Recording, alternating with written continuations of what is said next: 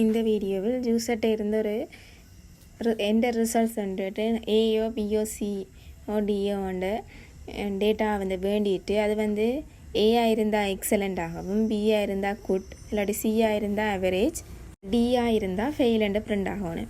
User இந்த small லெட்டரில் இருக்கிற இன்புட்டாக வாங்கினோம்னா அதை வந்து அப்போ கேஸாக மாற்றிட்டு தொடர்ந்து அந்த டேட்டாவை அப்போ கேஸில் மாற்றிட்டு ஏயாக இருந்தால் எக்ஸலண்ட் ப்ரிண்ட் ஆகணும். இல்லாட்டி வந்து பியாக இருந்தால் குட் சியாக இருந்தால் ஆவரேஜ் இல்லாட்டி டியாக இருந்தால் ஃபெயிலண்டு ப்ரிண்ட் ஆகணும்.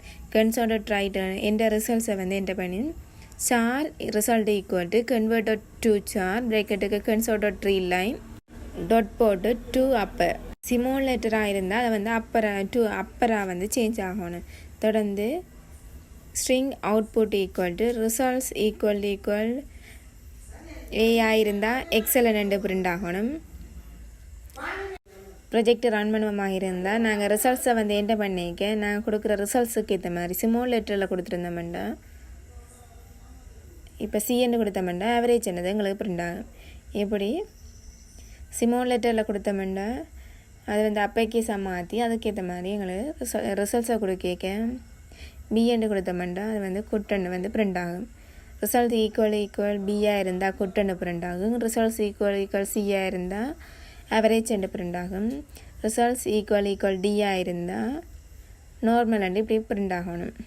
நாங்களுக்கு எந்த ரிசல்ட்ஸில் வந்து நாங்கள் ரிசல்ட்ஸை என்டர் பண்ணி ஏஏ நான் கொடுக்குற டியாக இருந்தால் எங்களுக்கு வந்து ஃபெயில் அண்டு எங்களுக்கு ப்ரிண்ட் ஆகணும்.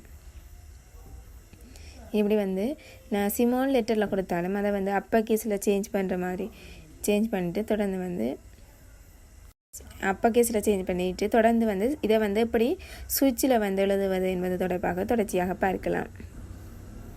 இப்போ வந்து சுவிட்ச் கேஸை யூஸ் பண்ணி இதே கன்செப்டை வந்து சுவிட்ச் கேஸை யூஸ் பண்ணி எப்படி வந்து எழுதுவது என்பது தொடர்பாக தொடர்ச்சியாக பார்க்கலாம். சுவிட்சுக்கு நாங்கள் ஜூஸர்ட்டேருந்து வாங்குகிற ரிசல்ட்ஸை வந்து கொடுத்துட்டு தொடர்ந்து கேர்லி பிரேக்கெட் ஓப்பன் பண்ணிவிட்டு அதுக்குள்ளே கேஸ் ஏயாக இருந்தால் இது வந்து ஏ வந்து சார் டேட்டா அப்போ ஏயாக இருந்தால் எக்ஸலண்ட் ப்ரிண்ட் ஆகணும். பியாக இருந்தால் குட் ப்ரிண்ட் ஆகணும்.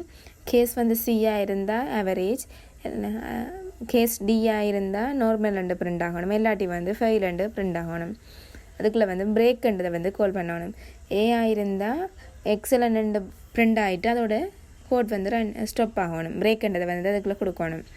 அதே மாதிரி தான் பியாக இருந்தால் குட்டன்றதை மட்டும் ப்ரிண்ட் ஆகிட்டு தொடர்ந்து பிரேக்குன்றதை வந்து ப்ரிண்ட் ஆகணும். பிரேக் பண்ணணும். அதிலேருந்து ப்ரோக்ராம் ஸ்டாப் ஆகணும். இப்போ நான் கொடுக்குற ரிசல்ட்ஸுக்கு ஏற்ற மாதிரி ப்ரிண்ட் ஆகணும். மேலும் இது போன்ற தொடர்ச்சியான வீடியோக்களை பெற எமது சேனலை சப்ஸ்கிரைப் செய்து கொள்ளுங்கள். நன்றி.